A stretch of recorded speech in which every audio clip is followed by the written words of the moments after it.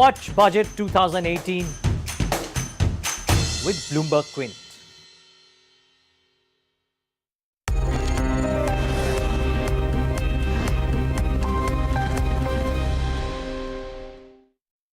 Hello and welcome to Bloomberg Quint. You are watching IPO Adda, and today we have two schoolmates who are, coming out with an IPO with a company called Galaxy Surfactants. We have Mr. Ramakrishnan as well as Mr. Shekhar, who will tell us more about the company and the outlook moving forward.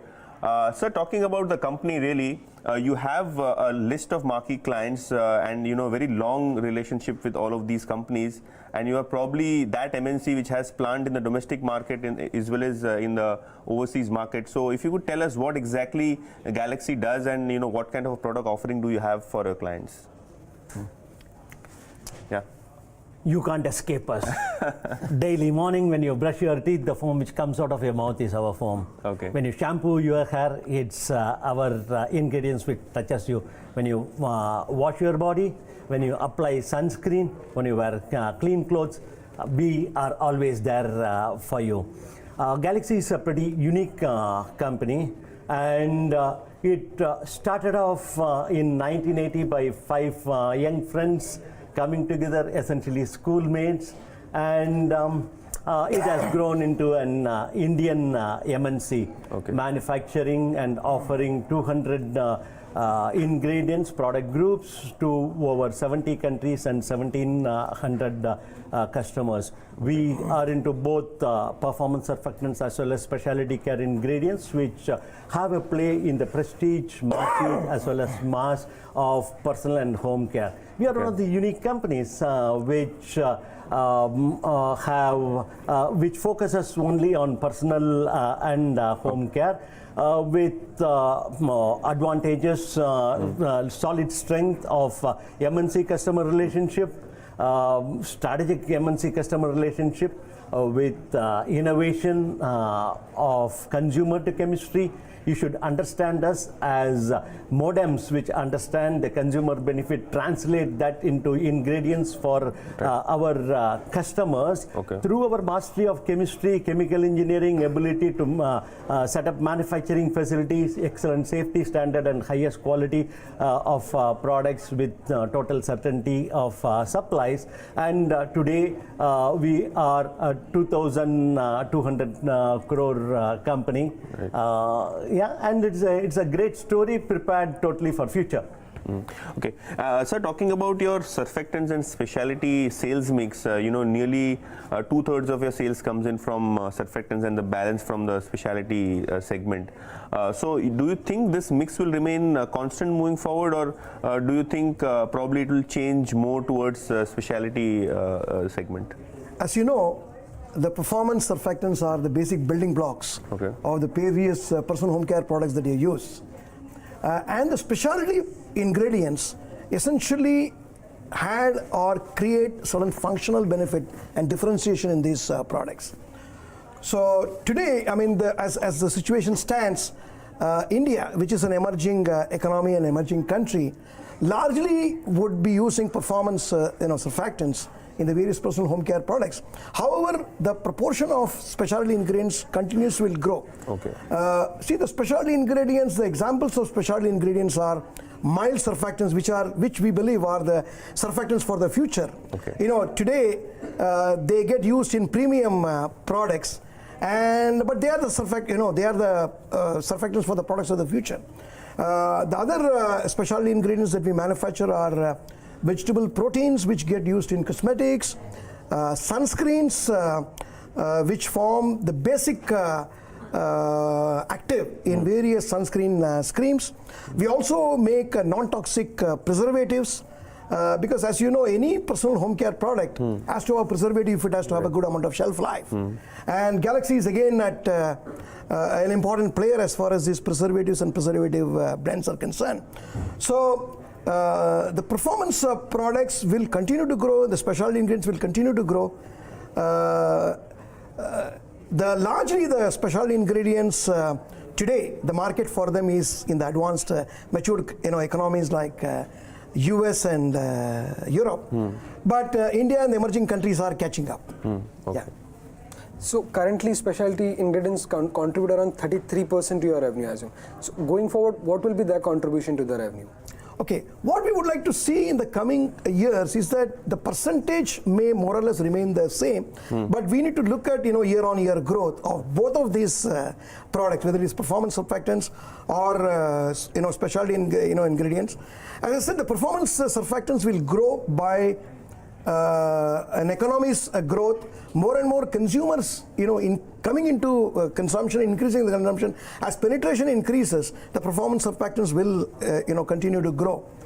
And the specialty ingredients will be driven by the premiumization of the market.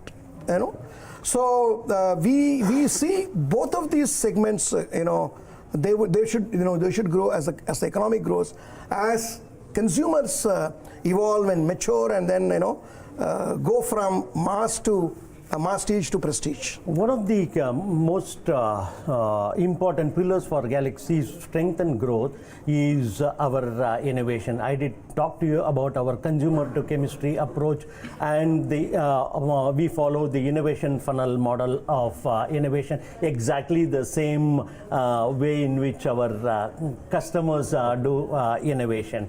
And we hold 47 patents across the globe, issued in India, in USA, in Europe, in China, in Japan, as well as in Russia. 38 more patents are in pipeline. So what we exactly do is application development and formulary. And when you come to our application lab, you will see us doing exactly the same things what our customers in personal and home care products do.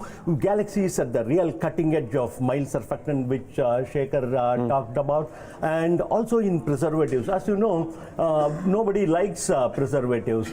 Even you don't like in your food, and of course in cosmetics too. Typically our formulators come to us and they ask us as to how to preserve the product without using preservatives. Couple of years back, Galaxy got a patent involving phenoxyethanol, in which we are the world leader, one of the world leaders, which is least controversial, and added to that two molecules which are glycines, and which don't fall under the definition of preservatives. Okay. And we intelligently kept these three together through microemulsion chemistry. It's like the combinatory force of Air Force, military, and Navy, and giving protection to gram-negative and gram-positive bacteria. This is at the real cutting edge, and this is under testing across the globe. How much impact of crude volatility is there on your raw material costing? And also, I was just going through your company, and ethylene oxide is one major raw material that you source from a single supplier. So moving forward, do you think since your dependence is there on one single supplier, would you be looking for some backward integration regarding raw materials? And also shortly, if you could tell me the impact. The major raw material for us is based on vegetable sources. Okay. Lauryl alcohol and fatty acids are from palm kernel oil, which is grown major in Malaysia and Indonesia. So our petrochemical source of raw materials are relatively smaller compared to these vegetable raw materials. Ethylene oxide, yes, is one of our major raw material. We get from Reliance. I need to tell you that over the last 25 years, we have not had a single supply problem from Reliance. Of course, Reliance operates multiple factories in India. So that has not been an issue at all for us. Well, it's been a strong quarter from L&T Finance Holdings. Net profit grew 42%, while the asset quality also saw a substantial improvement on a sequential basis. Joining us to discuss the quarter gone by is Dinanath Dubashi, the MD and CEO at L&T Finance Holdings. Thank you for joining us, sir. Just wanted to understand if these kind of disbursement and loan book growth numbers could be seen in the quarter 4 as well, especially given that it's a seasonally strong quarter. This kind of numbers we wouldn't know, But as I said, all the sectors that we are in are doing very well, and we are gaining market share and quality market share. So we expect the robust growth to continue. In percentage terms, whether this kind will continue over the next quarter, over the next years, I won't be able to comment. But certainly directionally, we will continue to grow in all the sectors. Directionally, the book will move more to rural and housing from wholesale, and directionally, definitely the ROE will keep improving. So I don't want to commit numbers, but I can assure you that we are going on the track of the strategy that we have put in place. Sure. And sir, how have the collections and recoveries been for the quarter, and can we expect similar levels of recovery in the fourth quarter as well, given rural cash flows continue to come in? So the numbers speak for themselves. So the GNPA is down from 9% to 5.5% from last year to this year. Even from last quarter, it is down from 5.8 to 5.5%. We have also made larger provisions. The provision coverage has reached now 49%.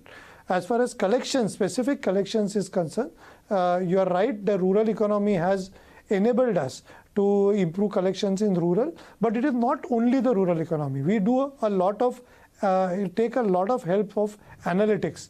Deep collection analytics is helping us improve that performance. So overall, the direction of rural NPAs is expected to continue. Of course, quarter on quarter, it is a seasonal business, but quarter on quarter, we can't sort of talk that what pace it will come down, but directionally, it is on the improvement trend now.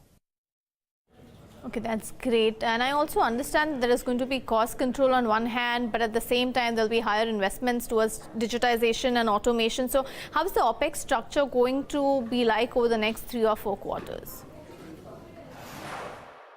Good question. So costs are of two types, right? One is general operating cost, which is day-to-day cost, and second is investments. So the direction we are taking is we try and make maximum out of the general operating costs. And just one number I will quote, which is there in our investor presentation, is our ratio of frontline to head office has increased from 12:1 last year to 18:1.